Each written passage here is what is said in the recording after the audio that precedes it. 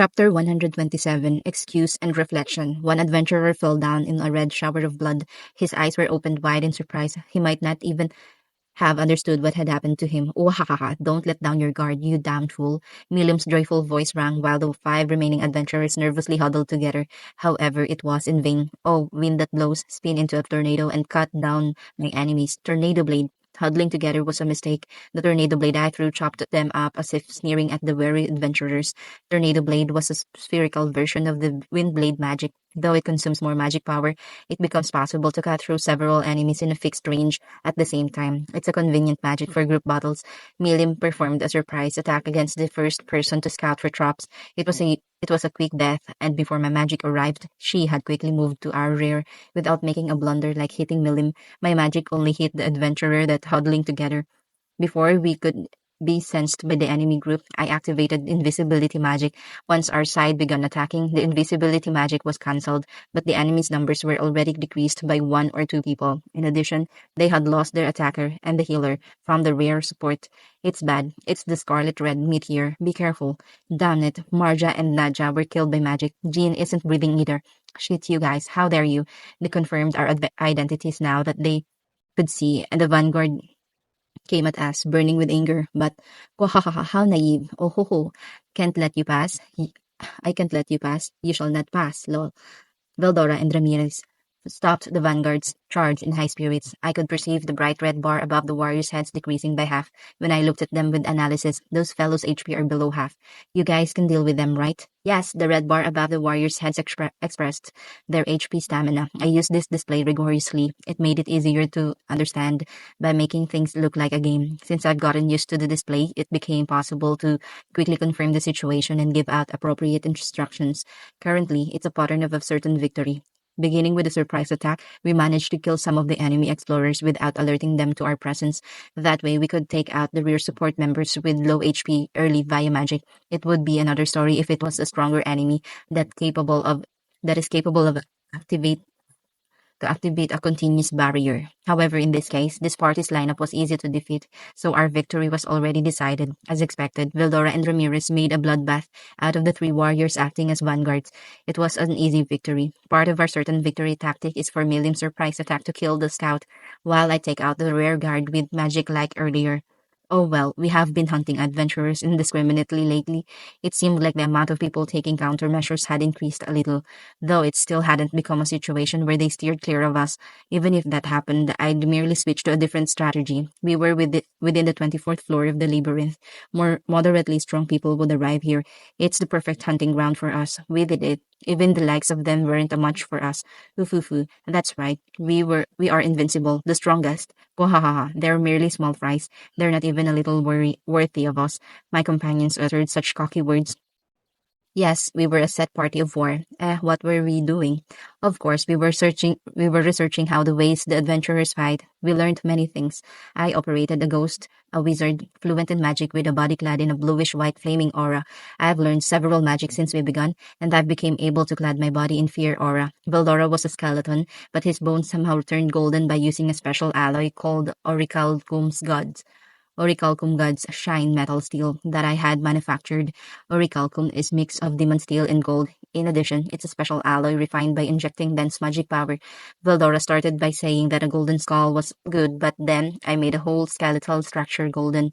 As long as there was a core, anything seemed fine for making bones. So the conversion was done easily, and a golden skeleton was made. The current strength couldn't be compared to that of the bones from before. It became pointlessly high spec. Milim was feared as the red meteor because she moves at an abnormal speed. She leaves a red after image that looks like a meteor. As an assassin, with her way of eliminating her presence and leaping at the target after approaching unnoticed from the ceiling, she boasted a high success rate for assassination. She threw away all abilities except agility. Her battle style relied on speed and critical. It seems she became a fearsome legend. Ramirez was part of the fighter faction. She wields an axe with all her strength, as if she's mocking the powerlessness of her original body. Her combat style was to go all out, making her popular as the living armor, moving heavy armor that wields a death axe green, Reaper's great axe. Insanely Perhaps it was stronger than the original body. No, it's nothing. Such a thing doesn't matter. Making such an impression, we had become a source of fear known as the dungeon deathbringer of the Dominator Labyrinth's will. Because we were stronger than an unskilled boss, we were the pinnacle of badness. It could be called a natural reaction. As I mentioned earlier, our main purpose was to research the ways the adventurers fought. We weren't playing at all. That point shouldn't be misunderstood. We make an effort every day and do nothing but research day after day. Such an honest effort may be useful someday. And so, and so, we saw a rare adventurer that used a never before seen extra skill and used an original magic. We gained a splendid amount of knowledge. Right now, I can analyze extra skills just by seeing them. Such an ability was useful since it influenced our avatars. With the pseudo soul as a core, the avatars made with magic power completely matched the main body soul. It was very convenient. The skills that were obtained by the avatar could be used by the main body. If the avatar grew to a certain extent, it seemed possible to use an ability from the main body. They seemed to be more linked than I thought. I kept researching with such feelings every day. We have proved various things. I'll say it once again, we weren't playing around, so please don't misunderstand. It was difficult to arrive here. In the beginning, we were defeated by adventurers in the upper floor. Also, an, an, an unamusing situation where we were annihilated by the traps from our own labyrinth occurred. Angry, it was a good idea to prepare a magic item that would keep the labyrinth trap from activating. Ramirez was the one who triggered the trap, but the one who was swallowed by it was Vildora. I was floating in the air and Milim was clinging to the ceiling, since she'd never fallen into a pitfall. Ramirez was careless, but Ramirez, what are you doing falling into your own trap? I think that everyone wanted to call me. We spent the troubling times having such feelings. The adventurer in front of me, whom I had just defeated, turned into a particle of light and disappeared. This was a familiar scene. Once we got cocky and tried to defeat the boss of the 30th floor, the boss was Gozul, whose power was sealed by a magic item.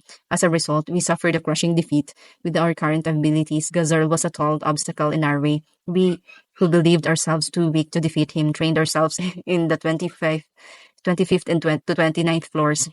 No, that's wrong. It's not training, but learning. It's not playing. Truly, please don't get it wrong. It was an easy victory. The three people nodded to my opinion. Well then, let's keep going at this pace. When I thought that, I received a message from my emergency communication duty clone in the office. What's going on? Is what I was thinking when I received a message that Hinata and Demon Lord Ruminus seem to have talked regarding an alliance. Apparently, it's not the time for me to study or play, because it couldn't be helped. I switched on the Avatar Pseudo Soul's automatic mode and we decided to go back to the office. Next scene. When we returned to the office, Ruminas and Hinata were waiting. With them was a woman I had seen before. The former demon Lord Frey sat down on a chair. She glanced at me when I entering the room. Then she looked to Vildora, her glance stopping on the entering Milim, and then a sweet smile floated on her face. I wonder why. I felt that smile was very ominous. Milim, you were in here? By the way, what happened with the homework I gave you? The guards fell down and were rolled up in a bamboo mat, but you can give an explanation about what happened, right? Scary. Even though I wasn't involved for some reason, I felt an unbearable sensation. Yes, a friend should play after finishing their homework, but in reality, the homework was completely untouched. I happened to catch a similar scene to when lies were exposed to the parent, making them mad. It's such a nostalgic feeling. Gee, Frey, it's not that. There's a good explanation. Milim became flustered as soon as her eyes met Frey's. This is. So it's over, Milim. Though I said it daringly, the matter had no relation to me. No, to us did it. Haha, Milim, if you have work, you better go back. Because you're delaying some because you're delaying something, you should finish your work quickly. Yeah, like he said, sorry to get you involved with our long drawn research. Although you should have told us you had work to do. But it seems we should have paid attention to that. Let's apologize. That's right. Like he said, don't be reserved. If you had told us about it, we wouldn't have detained you. As expected, Vildora and Ramirez, who read the situation, backed up my words. With this, we established our ignorance, and furthermore, it stated that we were unrelated. Though I saw Miriam's eyes watering, I'm sorry, there seems to be no way to help you. Give up and bind yourself with a rope. Thus, Miriam was caught by Frey. It's different. The story listened to the story. Frey. So Milim screamed to the end, but it failed before Frey's iron smile. Resistance was futile. Sadly, Milim was caught and carried away like a cat, back to her own country. Phew, that was scary. I thought I was going to be dragged into it, but it seems like I was able to make it through safely somehow when I thought so. By the way, Rimuro-sama, what have you been doing in all this time? Shuna stood at my back without any presence and threw a sharp question at me. I felt sweat which couldn't flow up here on my forehead.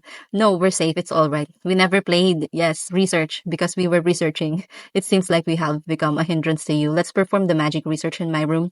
Because sorcery is deep, it grants me with wisdom. Veldora turned his back with a favorite book manga in his hand while saying such a thing. Is he going to run away? When I was going to detain him, then I should accompany you too. Ramirez betrayed me too and left, running away together with Vildora. How cruel. However, right now was not the time to be thinking about those cruel friends. I think it was a little weak to keep insisting it was a research. Hinata and Romina stared in my direction with suspicion-filled eyes. It seemed like a poor excuse would destroy me. As I let Vildora and Ramirez escape go, my brain cells operated at full strength searching for the optimum solution. It's no use. A good idea won't come. Since it came to this, I went with my last resort. Raphael, help me find a good excuse to safely get through this situation. Yes, the crystallization of my wisdom. Sensei Raphael should be my ally. There's nothing to be afraid of. Solution. Explanation is unnecessary. What explanation is unnecessary? What does that mean? Ah, you were here. I've been looking for you, Donna. Such a nostalgic presence. It was Fuse. I see. That's what it meant. Oh, Fuse-kun, the matter I asked you about, how did the investigation go? Let's hear about it inside.